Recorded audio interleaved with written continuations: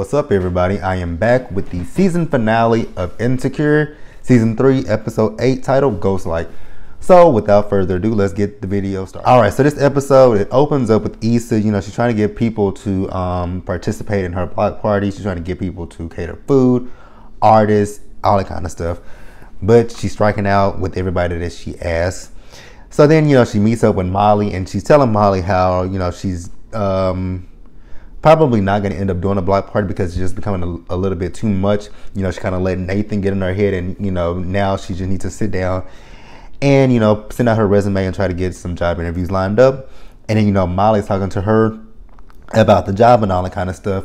And basically, Issa lets Molly know that she kind of overstepped a little bit when it came to Tarian, because, you know, Molly's talking about the whole stuff that's going on at the office and how he's salty and all that kind of stuff. And then Molly just basically, I mean, not Molly, but Issa basically tells Molly just try to smooth things over with him, so that way maybe they can be on a better footing at this point. And then you got Lawrence. He is meeting with his dad, and, you know, his dad is asking him, you know, how are things with Issa. And he says, you know, Issa and I are talking right now. And he's like, are y'all back together? He's like, no, we're done at this point. And then, you know, he's talking about, you know, his dad is asking him about relationships that he's been in since Issa.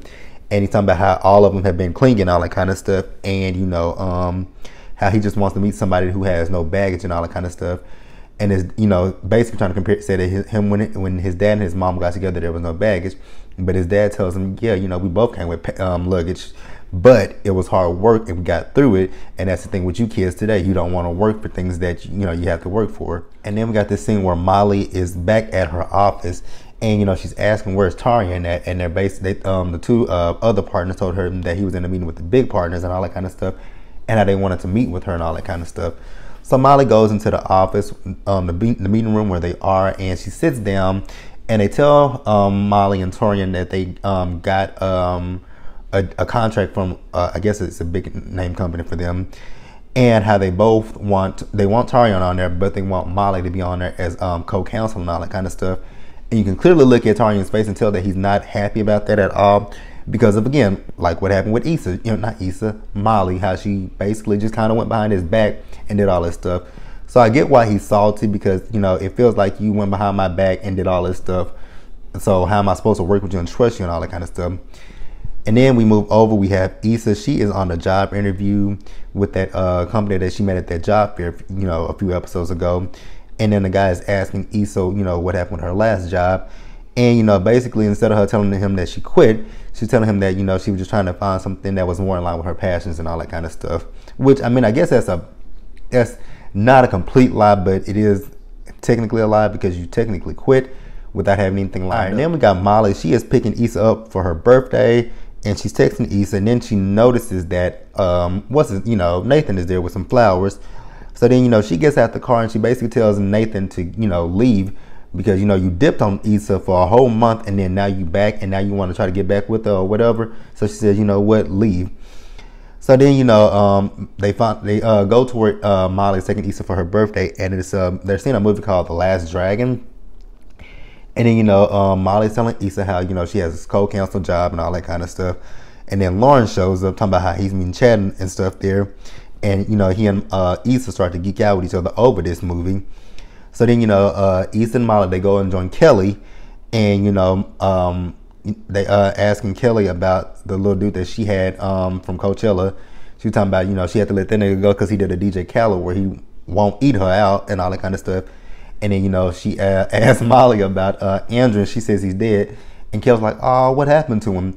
And she's like, he's not actually dead, he's dead to me. Like, she's like, bitch, you can't be saying that right here in the cemetery and all that kind of stuff. So then Kelly sees this dude that she thought she fucked with. She told him, fuck you. And then she looks, she's like, that ain't him.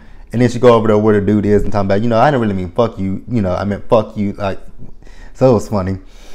So then you got Lawrence. He's finally meeting up with Chad. And, you know, Chad is talking about how his girl took him back. And Lawrence is like, how did she take you back? But basically what it is Chad had to jump through a lot of fucking hoops just to get her ass back. So then Molly goes to get some stuff from the concession stand, and she sees Jared there, the guy that she dated last season or season 1, that worked at Enterprise. He's gotten a promotion, and, you know, she's talking to him and all that kind of stuff. And then a dude walks up, and you know, she just kind of like, uh-oh. because if we all remember, he had an experience with one of his friends. I think his friend gave him head or something like that. So Molly is thinking that that is his boyfriend, and I'm like, Molly, you probably about to make yourself look like a complete jackass by assuming. So she just has to dip out of there and all that kind of stuff. So then when she goes back to where Issa is, Issa asks, she tells Issa how she saw Jared there, and Issa was like, how did he look and all that kind of stuff. She said he looked gay, and I'm like, you about to have egg all over your face with this one. So like I said, Lawrence is there, and he and Issa are talking, and he's asking Issa what's going on with the block party. Basically, she's telling him it's not going anywhere. She kind of let it go because it just felt like it was too much, and she wasn't getting anywhere with it. So once the movie is over, Jared comes back up with the guy that he was with. And this time he comes up with the guy and two other girls. So that was his brother and his girlfriend. So that was his brother. He's there on a double date with his brother's girl and his girl. And I'm like, see, Molly, you made yourself look like a complete dumbass. Like, really.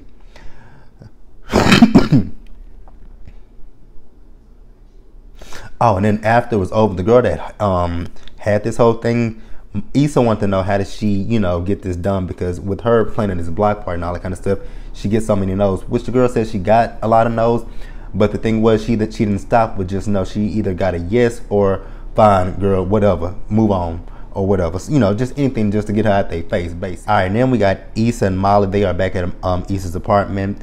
And, Issa's telling Molly how she might give the block party another chance. And Molly's like, well, why would you do that?